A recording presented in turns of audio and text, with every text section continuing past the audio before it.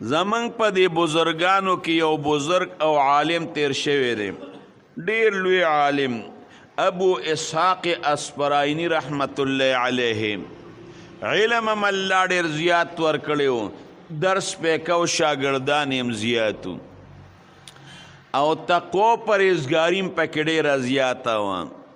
بوډۍ مور یې وه، نو چې کله به د شپې وده کېده نو رابغې د مور او د پلار د حق نه خبرو، نو د مور خپو ته به کېناست او مور له به یې په خپو باندې چاپي کوله، چې تر څو پورې به د ده د امور نه و وده شوی، ابو اسحاق اسپرایني رحمت الله علیه به وده کېده بلکل نه.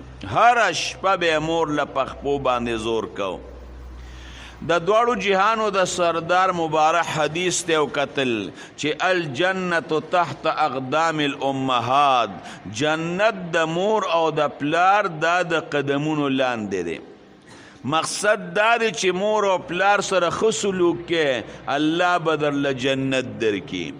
دوی راشه د دې حدیث په ظاهر باندې عمل وکړه، نو د شپې مور له چاپي وکړه او مور له په خپو باندې زور وکړه، چې کله مور وده شوه او ته نو په دې خپله ګیره باندې د مور هغه خپې پاکې کړې او دا ګیره یې وپورې ومږله. د مور د خپو هغه خاورې او ګرد و غبار یې په دې ګیره کې خواره شو. لاړ په دغې حالت کې وده شو. سار چې لاړ درس ته ناست دی، شاګردان ورته ناست دي. یو شاګرد ورته وایي مولانا صاحب او استاد جي بېګا مې ډېر زیات خشته په خوب کې لیدلې. وی څنګه دې خوب کې لیدلې؟ وی بېګا مې خوب کې ولیدې چې ډېر غټ باغ دی، مزیدار غټ او خشته میوه ده پکې، شینکې دي اوبه دي پکې، هغې باغ کې ته ګرځې را ګرځې، خو حیرانه دیمه چې په ګیره کې د ناشنا ملغلرې وې او هغې ملغلرو پکې ناشنا او خشته پړق او چمک یې و رڼا یې کوله. ابو اسحاق اسپرانی ورته وی انشاءالله خوب به دي رښتني، دا چې کم باغ کې تا زه لیدلې انشاءالله الله به ما له باغ راکوي، الله به ما جنت ته بوځي. ما بېګا د حدیث په ظاهر باندې عمل کړی دی.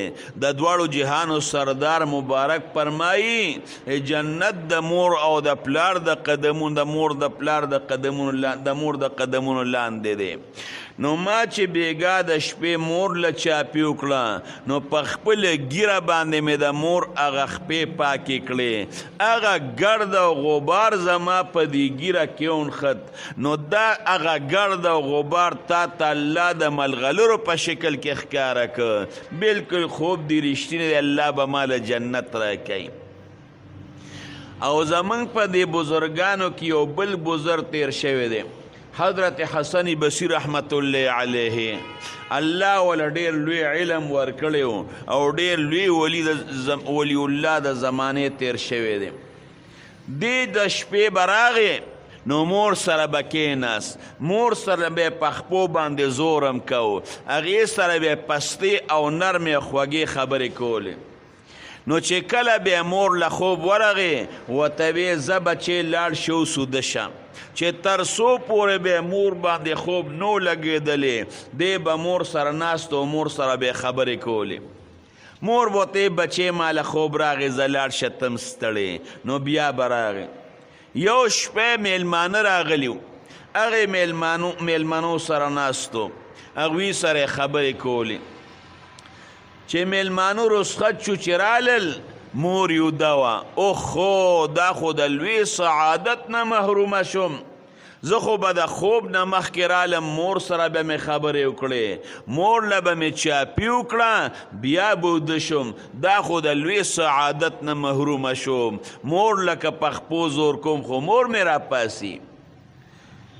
بس راغې او دا خپله ګیره د مور په دې خپو پورې مږله، په هغې پورې دا ګیره ومږله او لاړ اوده شو.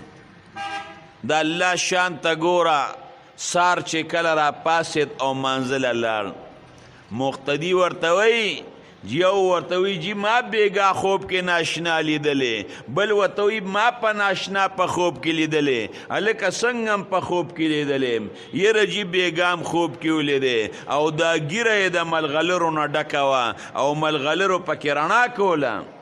وی دا زما د مور د خپو هغه خاورې وې او دا د هغې هغه ګرد غبارو چې بیګا پې ما د خپلې مور بوډۍ خپې صفا کړې دي، دا ملغلرې هغې نه الله ملغلرو په شکل کې تاسو ته ښکاره کړې.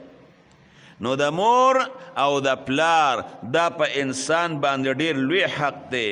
مور او پلار د انسان د پاره په دنیا کې دومره تکلیفونه برداشت کړي دي او دومره تکلیفونه برداشت کوي چې دونه تکلیفونه به د بچو د پاره بل څوک برداشت نه کړي او نه به چا برداشت کړي.